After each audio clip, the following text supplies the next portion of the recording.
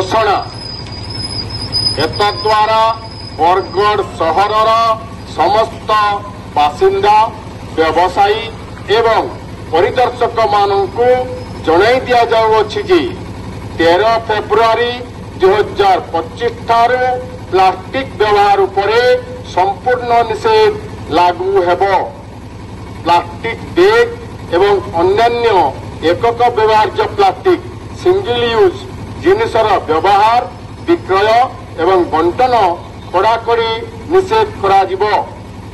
नियमावली अनुसार उल्लंघनकारी को दंड दिया जाई पारे।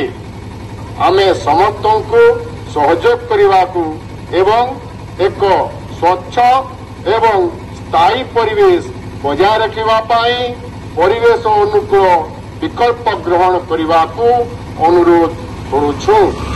आपण सेवारे पौर परिषद बरगढ़।